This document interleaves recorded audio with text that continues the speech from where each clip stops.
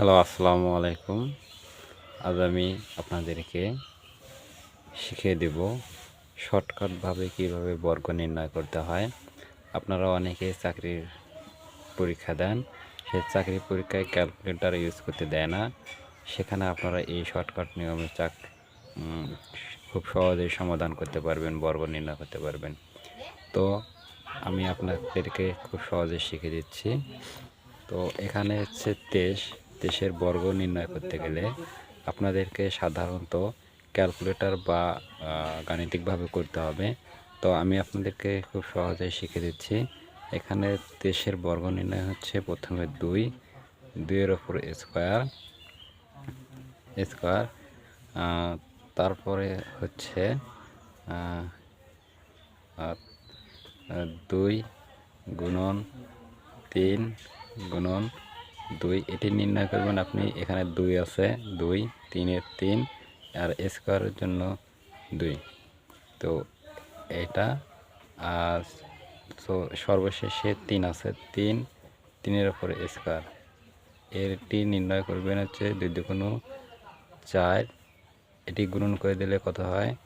3 দুগুণ 6, 6 দুগুণ 12। এখানে 3 তিরিখে 9। সো আপনারা এটি এখন যোগ করে দিবেন। তাহলে হচ্ছে 9-এর 9, 2 আছে, 12 আছে, 12 2 2 2 আর থাকে 1 1 আর হচ্ছে 5-এ 1 আর 4-এ 5।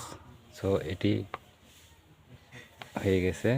আপনাদেরকে আমি সহজে অন্যভাবে অন্য জায়গায় বুঝিয়ে দিই, আপনারা যেভাবে করতেন।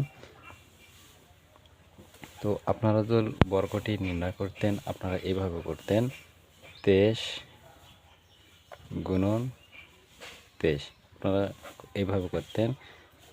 সো আপনারা এখন মিলিয়ে নেন যে এই অঙ্কটি হচ্ছে কি না হয়েছে। তো তাই আমি মিলিয়ে দিচ্ছি। 3 তিরিখে 9, 3 দুগুণ 6, আবার হচ্ছে 3 দুগুণ 6, 2 দুগুণ 4। আমি আপনাদেরকে মিলিয়ে দিচ্ছি 9, 6 দুগুণ 12, 12 2 আর থাকে 1 1 আর হচ্ছে 5 4-এ 5। সো আপনারা দেখতে পাচ্ছেন এই অঙ্কটি মিলে গেছে। সুতরাং এইভাবে আপনারা বর্গ নির্ণয় করতে পারবেন। আপনাদেরকে বোঝার সুবিধার জন্য আমি আরেকটি অঙ্ক করে দিচ্ছি। এখানে আছে 33-এর বর্গ নির্ণয় হচ্ছে 3, 3-এর উপর স্কোয়ার, 3-এর উপর স্কোয়ার, তারপর হচ্ছে 3 গুণন 3 গুণন 2, আবার হচ্ছে 3-এর উপর স্কোয়ার। সো 3 তিরিখে 9, 3 তিরিখে 9, এখানে হচ্ছে 3 তিরিখে 9, 9 দুগুণ 18, 1 18, এখানে 3 তিরিখে 9। তো এই অঙ্কটির বর্গ হচ্ছে এখানে হচ্ছে 9, এখানে 18 আছে, 18 8 হাতে থাকে 1 1 আর হচ্ছে 9 10। সো এই বর্গটি হয়ে গেছে। আপনারা চাইলে প্রমাণ করতে নিতে পারেন।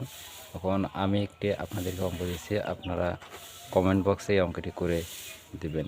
তাহলে 1-19 আপনারা বর্গ নির্ণয় করে আপনারা আমাদের কমেন্ট বক্সে পাঠিয়ে দেবেন। আশা করি সবাই পারবেন ইনশাআল্লাহ।